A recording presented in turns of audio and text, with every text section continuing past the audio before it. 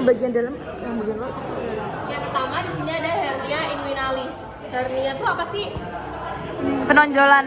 Ya, penonjolan atau sebenarnya ada organ tubuh yang keluar dari tempatnya. Gitu. Itu secara umum hernia itu kayak gitu. Nah, hernia itu ada yang inguinalis. Kalau di inguinalis berarti dia tuh ada organ yang keluar dari inguinal gitu.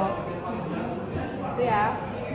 Terus hernia inguinalis itu ada dua jenisnya, ada yang direct sama indirect. Kalian lihat dulu di sini ada yang namanya deep inguinal ring. Nah, deep inguinal ring itu tuh kayak jadi pintu masuk dari kanalis inguinalis. Kan ada kanalis inguinalis di sini. Ini kanalis inguinalis. Dia tuh isinya kayak ada struktur-struktur buat penggantung testis gitu. Dan dia dulu tuh jadi tempat turunnya testis waktu masih bayi. Jadi sebenarnya waktu embriologi atau waktu masih janin, testis tuh letaknya di abdomen. Tapi dia turun ke bawah, terus lewat ke sini, lewat ini tadi. Itu turunnya karena dia memanjang atau memberat? Karena bukan gimana ya, kan testis nih satu buta kayak gini nih, dia tuh diturunin pakai ligamen gitu loh. Jadi ligamennya berat. Iya, ligamennya kayak bantuin ini turun sini gitu. Makanya di sini kayak manjang gitu loh.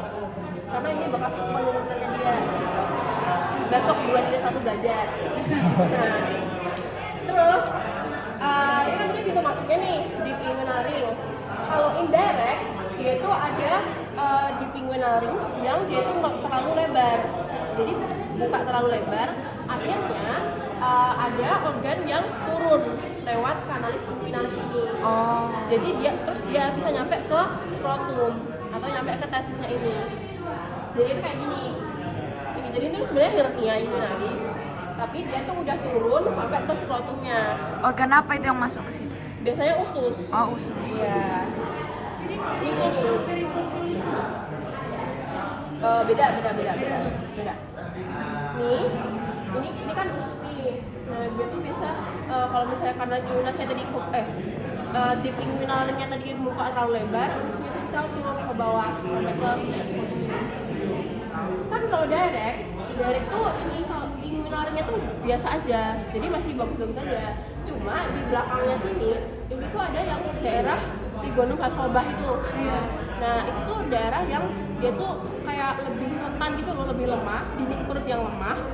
Jadi kalau misalnya dia ada misal orangnya batuk terlalu keras atau dia tuh sering angkat beban gitu, yang mana udah daerahnya tuh lemah, di situ nanti isi ususnya itu bakal bisa keluar atau nekan daerah sini. Tapi nggak nyampe ke skrotum ini tadi. Berarti lebih sakit yang direct ya mbak? Apa? Lebih sakit yang direct. Bisa kena Lebih sakit direct. Indirect dong. Karena dia langsung ke bagian membran bagian yang tipis yang lemah. Jadi kalau bisa batuk sakit atau kayak Oh, berarti dua-duanya sakit. Dua-duanya sakit sebenarnya. tapi kayak lebih krusial yang ini juga gitu loh, karena dia udah nyampe skrotum. Terus ini tadi yang terus ada hipertensi porta. Jadi vena itu kan membawa darah menuju atau keluar dari jantung. Kalau menuju kan. Jadi darah yang misalnya dari sel-sel tubuh udah selesai udah pakai oksigen bakal ditaruh ke vena kan. Jadi venanya itu bakal mengandung darah yang miskin oksigen, ada metabolit, sisa dari proses sel, terus nutrisi gitu kan. Itu biasanya vena itu kan dibawa ke vena cava superior sama inferior, baru ke jantung, nanti ke paru-paru gitu kan. Nah, tapi kalau misalnya darah-darah di GIT atau di tractus digestivus itu dia bakal dibawa ke vena porta dulu di sini. Ibaratnya dia tuh transit dulu di vena porta. Kenapa? Jadi kan tadi udah bilang kalau ada metabolit yang hasil sisa-sisa, bahkan kalau misalnya ada toksin atau obat-obatan, itu dia bakal didetoksifikasi dulu di hati oleh hepatosit di hati gitu. baru kalau udah istilahnya udah bersih nih dari sisa-sisa itu, dia bakal dibawa ke vena cava gitu. Nah kalau vena porta itu kan ngambil darah dari beberapa vena, kayak misal dari gastrica sinistra nih gitu, atau paraumbilikal, atau dari rectalis superior.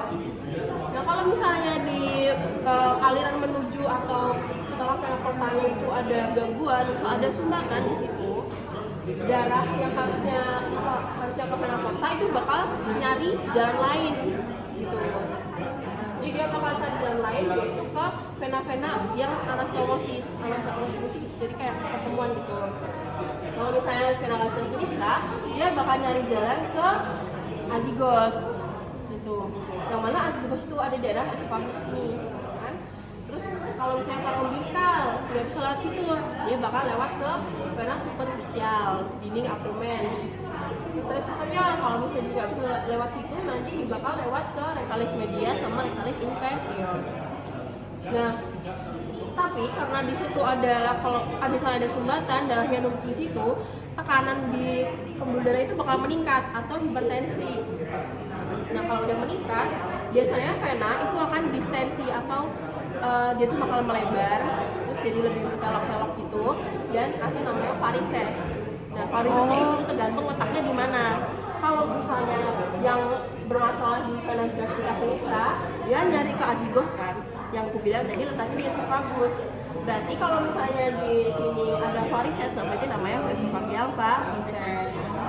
Kalau daerah anorektal yang kena, berarti dia ada varises di anusnya atau yang namanya hemorroid atau wasir. Terus kalau misalnya paraumbilikal yang kena, dia bakal ke vena superficial dinding abdomen. Berarti vena-vena di abdomen tuh bakal melebar, yang bentuk kayak kepala medusa atau kaput medusa.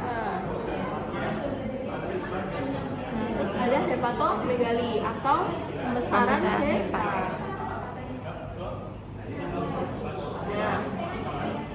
Nah, kalian udah diajarin belum ukuran liver yang normal itu berapa? Muscle lab. Belum. 4 sampai 8 dan sampai 12. Oh, yang tadi dibilangin masnya. Ya, ini benar. Kalau misalnya kalian kalian perkusi atau palpasi itu, kalian perkusi di abdomen. Kalau di yang external, nah tadi ukurannya normal itu 4 sampai 8.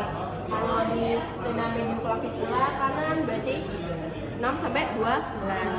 Tapi secara umum kalau misalnya kalian perkusi itu sekitar 6 sampai 12 cm. Terus satuannya blank heart. Blank heart. Terus ada cirrhosis hepatis. Jadi sebenarnya kerusakan liver itu tuh dia tuh bertahap. Jadi nggak langsung misal dia ada kerusakan di situ langsung ke cirrhosis, enggak. Jadi dia tuh kayak ada tahapannya. Misalnya ada liver yang normal kan, bagus nih warnanya merah, warnanya sedengan gitu. Tapi kalau misalnya ada peradangan di situ atau mungkin alkohol karena penggunaan alkohol yang berlebihan terus menerus, dia tuh bisa terjadi fatty liver atau steatosis. Di sini dia tuh bakal ada penumpukan sel-sel lemak dalam hepatnya. Jadi jadi dia itu akan membesar kayak gini. Terus kalau sebenarnya dia masih bisa reversible atau bisa balik lagi ke keadaan semula. Tapi kalau misalnya penyebabnya itu terjadi terus menerus, kayak misal peradangan terus menerus atau alcohol abuse terus menerus, maka nanti bisa berkembang ke fibrosis. Fibrosis itu artinya jaringan di hepat dia udah tergantikan jadi jaringan parut atau jaringan fibrotik. Yang mana dia tuh sifatnya kaku atau lembut? Kaku. Nah kalau udah kaku kayak gitu, dia tuh kemungkinan udah nggak bisa balik lagi ke semula. Berarti kalau fatty masih bisa, Mbak? Iya, fatty masih bisa. Kalau misalnya perawatannya bagus, terus dia udah hentikan alkoholnya atau gimana itu, nanti bisa balik lagi ke semula. Tapi kalau misalnya udah fibrosis, dia tuh kayak udah susah buat balik. Apalagi kalau cirrhosis itu lebih lanjut lagi. Apalagi sampai kanker, bisa itu sampai kanker atau hepatoselular karsin. Terus kalau orang kanker itu biasanya gimana cara mengubah livernya? Biasanya kayak gitu kan ada yang dia dipotong kan livernya. Oh, bisa nggak semuanya, sebagian aja gitu bisa. Tergantung, kalau kankernya udah sampai semua segini semua ya udah tidak bisa terselamatkan kan.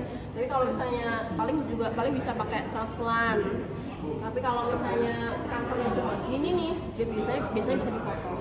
Oh berarti tuh dari perubahan dari HLT atau fatty fibrosis sama yang lain itu kayak dia dari kayak segitu, bukan kayak langsung satuan perubahannya. Tergantung juga sih area kerusakannya gitu loh. Bisa juga dia tuh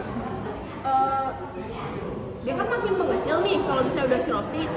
Nah, bisa juga ada bagian yang dia tuh masih bagian misal dia masih fatty gitu. Nah, yang sirosis kan udah nggak bisa balik nih. Jadi ya udah ini udah nggak bisa diapa-apain lagi gitu.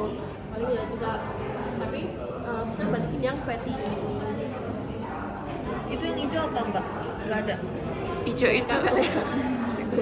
Ilustrasi vesicapele aja sih. Oke. Terus ke vesicapele ya. Kalau itis tuh apa? Itis. Itu ada. Peradangan. Kalau litiasis, Mbak? Kalau kolesistis dia peradangan di ductus. Kalau litik berarti. Vesicapelanya apa ductusnya? Ductus cysticus. Vesicapelanya. Oh, vesicapelanya. Kalau kolesistis itu vesicapelanya, kalau kolangitis baru ductusnya. Kalau kolelitiasis dia batu di vesicapelea, kalau koledoko dia di bagian ductus koledocus. Namanya mirip kan koledoko, jadi gampang lah kalau koledoko. Oke. Ada khusus namanya morphicise, jadi dia tuh bakal diraba di bagian hepar sini. Terus kalau misalnya pasiennya itu ditaruh tarik nafas gitu tapi sakit, nah itu bisa jadi tanda dari kolesistitis. Ada yang namanya kolanitis. Kalau kolanitis berarti dia peradangan di mana ya? Di ductus. Jadi si kolanitis ini ada trias pankreasnya. Biasanya terserah sih, bukan terserah apa namanya? Apa? Mana aja gitu loh. Kalau yang ini tadi koledocystis. Enggak. Tetap kolanitis. Jadi kolanitis tuh umum gitu loh. Itu buat pokoknya di ductusnya. Terserah mau di cysticus, mau di hepatikus, mau di koledocus. Yang penting kalau peradangan di ductusnya berarti namanya kolanitis. Oh. Ada triasnya 3. Jaundice itu berarti kulitnya kaku ringan. Jaundice. Kalau RUP ada RUP pain atau nyeri kanan atas sama demam. Nah ini pankreas, kalau peradangan pankreas berarti pankreatitis. Pankra. Dia ada tandanya namanya Gray Turner sama Cullen sign. Jadi kelihatan kayak ada memar atau merah-merah gitu daerah samping itu sama di umbilicusnya. Kenapa? Ada splenomegaly atau pembesaran dari lien. Nah, dia itu pakai Schaffner. Schaffnernya namanya Schaffner. Kalau misalnya dia 0, artinya dia tuh kalau diraba dia nggak keraba. Kalau dilakukan palpasi dia nggak keraba. Letak atau lihat tuh di mana? Sini. Kosta berapa? Dia prostagionis. No. Ada dari 10 berarti. Nah, iya bener. 9 sampai 10. 9 sampai 10 sinistra apa dextra? Sinistra. Nah kalau diraba dia nggak keraba. Kalau di palpasi dia nggak keraba. Berarti grade 0. Kalau grade 1 berarti dia keraba tapi waktu inspirasi doang. Terus grade 4 dia dia udah nyampe umbilicus. Nyampe jauh banget tuh. Kalau 5 berarti udah nyampe symphysis pubis. Gede banget. Iya gede banget. Ini ada soal-soal tapi kalian yang penting di sini dulu. Nih, ini namanya apa? Fasitas. Asites. Ada penumpukan air atau cairan di kafum peritoneumnya. Biasanya dia apa yang kira-kira kelainan kalau di asites? Apa yang menyebabkan dia bisa kelainan? Ada edema. Betul, jadi sebenarnya karena ada tekanan hidrostatis kalau ini. Tekanan hidrostatisnya air, iya airnya Tekanan keluar dari hidrostatik. pembuluh darah. Nah, kayak gitu bisa disebabkan karena heparnya bisa karena ada cirrhosis. Oh. Terus tata laksananya namanya apa? Itu apa sih yang diambil cairannya? Iya diambil. Kalau ambil cairan namanya sentesis. Sintesis. Kalau buat asites namanya parasentesis. Parasentesis. Paracentesis. Perlakuan untuk ngobatin asites. Dikeluarin cairannya. Pengambilan sampai Kalau misalnya ada cairan di rongga dada juga dikeluarin cairannya. Kalau itu namanya torakosentesis. Oh. Kalau di perut berarti dia parasentesis. Udah gitu aja. Ini PPT-nya bisa dikirim. Iya nanti dikirim. Terima kasih Mbak. Bye bye Mbak Lisa.